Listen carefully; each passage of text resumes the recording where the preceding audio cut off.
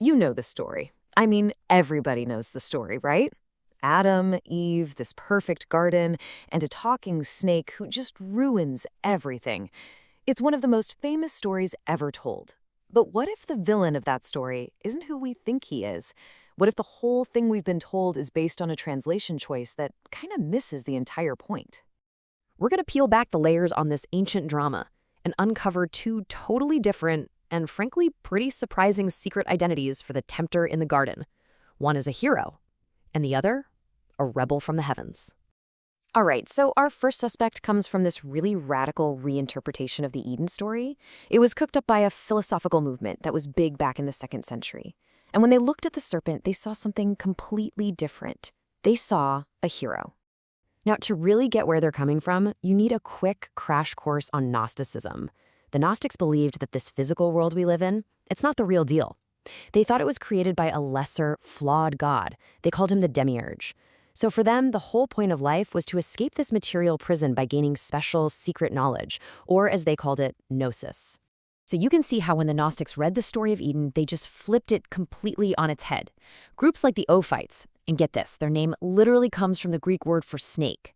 They didn't see a tempter at all. They saw an instructor. In their view, the serpent wasn't damning humanity. It was trying to awaken Adam and Eve with the very divine knowledge that the flawed creator God was trying to hide from them. I mean, just look at this comparison. It is a complete inversion of the story. What the traditional view calls a fall from grace, the Gnostics saw as the beginning of salvation. The creator God actually becomes the bad guy, trying to keep humanity in the dark. And the serpent? He's the agent of liberation. And this is where their thinking gets really wild. Some Gnostic groups, like those Ophites, took it a step further and actually identified the serpent with Christ. For them, both figures were revealers of secret wisdom, sent from a higher, better reality to free humanity from the clutches of a lesser god. They basically said the serpent offered gnosis in the garden, and Christ offered it in his teachings. It's a shocking idea for sure, but in their eyes, both were saviors, not tempters. Okay, so let's switch gears and look at our second theory. This one argues that to find the tempter's true identity, you don't need to reinterpret the story hundreds of years later. You just need to read it a little more carefully, in its original language. You know, the entire serpent idea hinges on the translation of this one Hebrew word, Nachash. But what if that word is holding a secret? A secret that could change everything we think we know about that scene in the garden. Well, it turns out the Hebrew root here, NCSH, isn't so simple.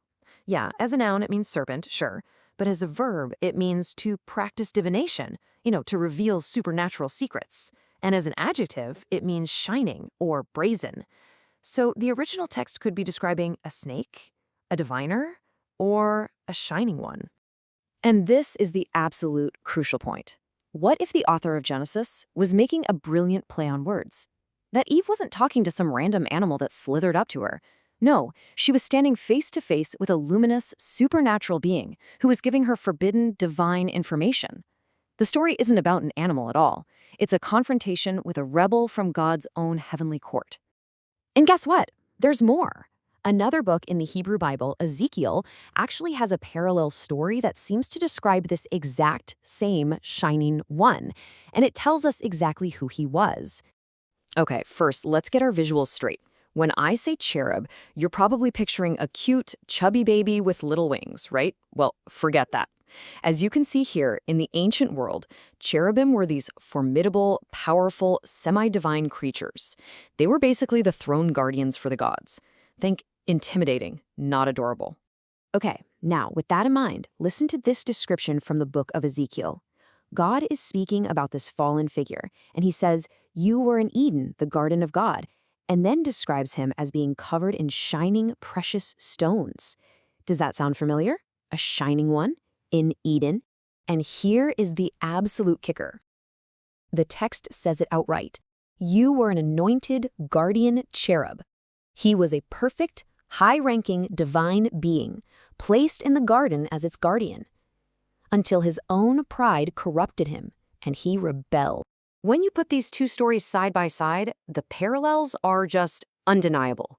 Both happen in Eden. Both feature a supernatural being, a Nachash, or shining one in Genesis, and a guardian cherub in Ezekiel.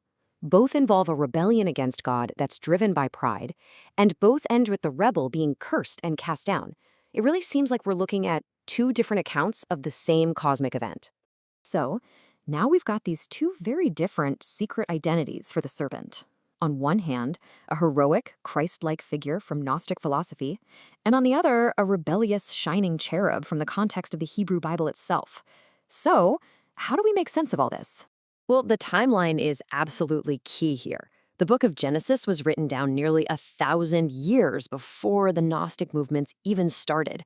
So the Gnostic view wasn't some original interpretation. It was a philosophical reinvention that came centuries later, reading its own ideas back into this much more ancient text. This really makes the difference crystal clear. The Gnostic savior is a later philosophical idea that completely flips the story on its head, even turning God into the bad guy. But the shining rebel, that's an identity that's rooted in the original language and the parallel stories of the Bible itself. It doesn't invert the story. It reframes it as a heavenly rebellion, a conflict inside the divine realm itself. Ultimately, what this all suggests is that the original story was way grander, way more epic than we ever imagined. This wasn't some simple cautionary tale about talking animals. This was a cosmic drama about loyalty and rebellion, with all of humanity caught right in the middle of a power struggle between their creator and a brilliant, powerful, and proud divine guardian. And that changes everything.